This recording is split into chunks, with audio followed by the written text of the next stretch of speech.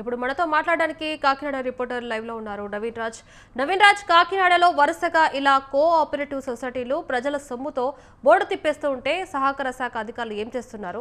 ఆ తాజా గౌతమి సొసైటీ మోసంలో ఎంతమంది బాధితున్నారు? ఎంత మొత్తం కుంభకోణం జరిగిందంటారు?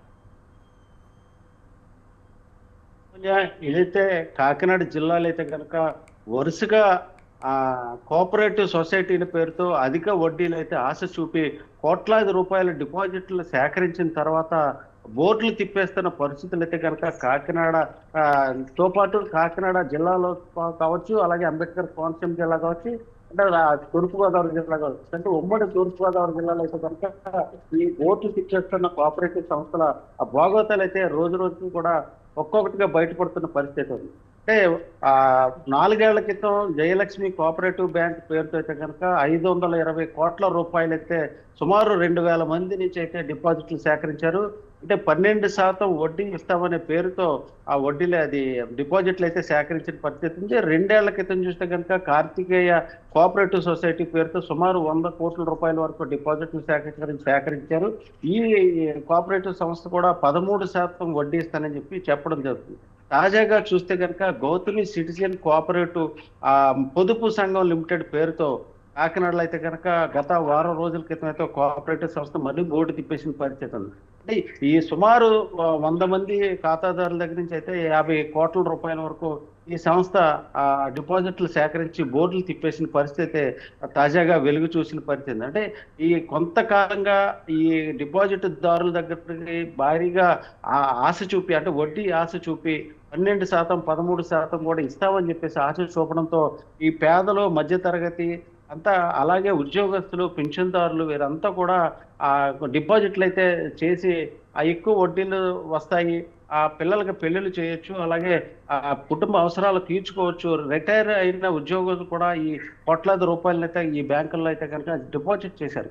ఈ నవీన్ రాజ్ డిపాజిట్లు చేసిన తర్వాత నెలవారీ ఇవ్వాల్సిన ఆ వడ్డీలు కావచ్చు, అలాగే ఏదైతే మెచ్యూరిటీ తీరిన తర్వాత ఇవ్వాల్సిన అమౌంట్ కావచ్చు, ఇవన్నీ కూడా ఇవ్వకుండా ఈ ఖాతాదారులని అందరినీ, పెన్షన్దారులని అందరినీ కూడా చాలా ఆవేదనకు అయితే గురి చేస్తున్నారు. అంటే రోజుల తరబడి ఈ డిపాజిట్లు చేసిన ఈ బ్యాంకుల దగ్గర కావచ్చు, అలాగే ఈ ఏదైతే చిట్ ఫండ్ కంపెనీస్ ఉన్నాయో ఈ కంపెనీల దగ్గరికి అయితే కనుక కాళ్ళు అరిగేలాగా ఇవి పెద్దలు కావచ్చు, వృద్ధులు కావచ్చు, పిల్లలు కావచ్చు, అందరూ కూడా తిరిగి ఈ మా డిపాజిట్లకి మాకు డబ్బులు ఇవ్వండి అని చెప్పేసి అయితే ఆవేదన అయితే వ్యక్తం చేస్తున్నారు. తాజాగా చూస్తే కనుక గౌతమి సిటిజన్ కోఆపరేటివ్ సొసైటీ పేరుతో 100 కోట్ల రూపాయలు, 50 కోట్ల రూపాయల వరకు 100 మంది దగ్గర నుంచి ఈ సేకరించినట్లుగైతే తెలిసింది.